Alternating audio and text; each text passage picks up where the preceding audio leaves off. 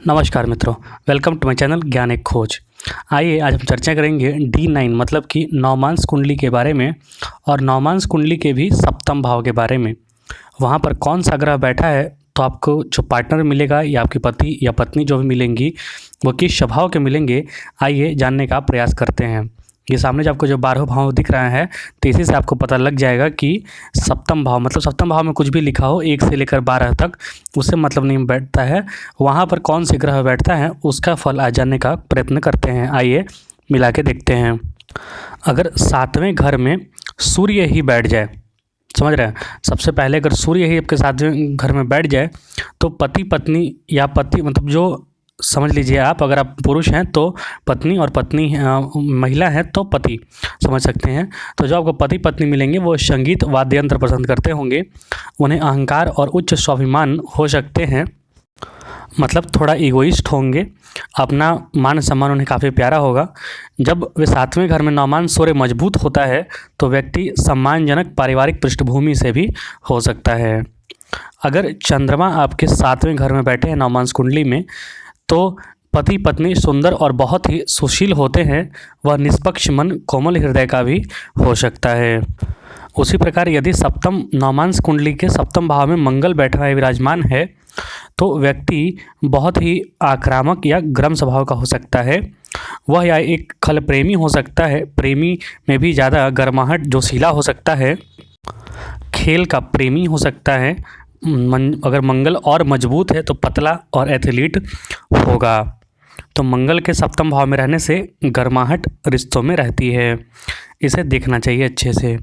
यदि नवमांस कुंडली के 7वें घर में बुध विराजमान है तो जीवन साथी हंसमुख मिलनसार हो सकता है।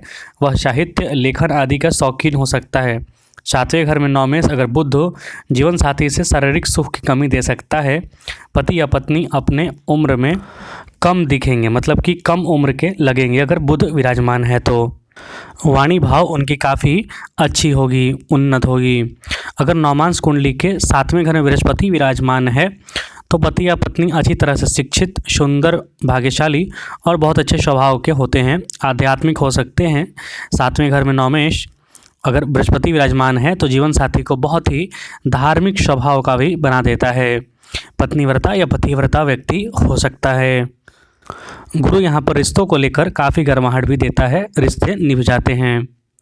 अगर शुक्र विराजमान है सप्तम भाव में नवमांस कुंडली में तो जीवन साथी बेहद अच्छे लगने वाले होते हैं, विलासिता के शौकीन, हर तरह के आराम, संगीत, ललित कला आदि के शौकीन होते हैं। नवमांस कुंडली के सप्तम भाव में शुक्र का विराजमान होना एक आशीर्वाद की तरह माना जाता है, क्योंकि जीवन शैली बहुत अच्छी बीतती है इनकी, आराम से शौकीन इनकी जीवन शैली होती है, भोग अच्छा मिलता है। नवमांस कुंडली के सप्तम भाव में यदि शनि महाराज विराजमान है तो जीवन साथी परिपक्व मिलता है, मैच्योर मिलता है, हमेशा काम करने वाला, कर्मठ मिलता है, ठंडा और कर्तव्य परायण हो सकता है। रिश्तों के मामले में थोड़ी ठंडापन रह सकता है लेकिन कर्तव्य परायण होता है। यह दर्शाता है कि पति या पत्नी बहुत मेहनती होंगे। यह भी उम्र देता है कि पति या पत्नी के बीच में अधिक उम्र का फासला हो सकता है शनि महाराज से।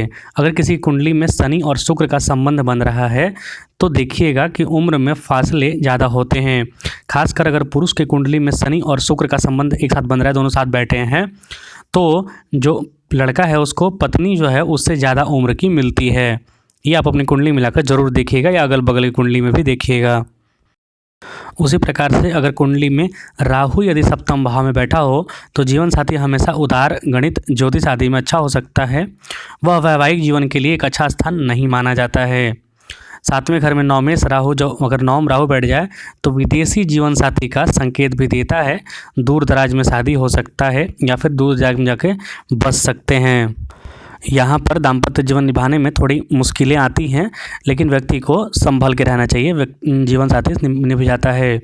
यदि सप्तम भाव में केतु विराजमान है तो जीवन साथी गणित, अंकों, कंप्यूटर के विशेषज्ञ, आध्यात्मिक अभ्यास में बहुत अधिक अच्छा रुचिवान हो सकता है।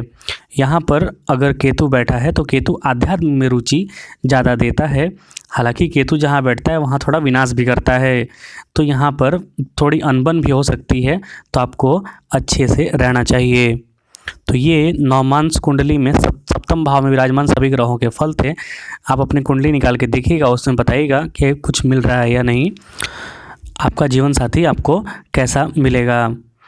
कैसा लगा ज़रूर बताएं। बहुत बहुत धन्यवाद। मिलेंगे नए वीडियो में। कृपया चैनल को लाइक सब्सक्राइब ज़रूर करें।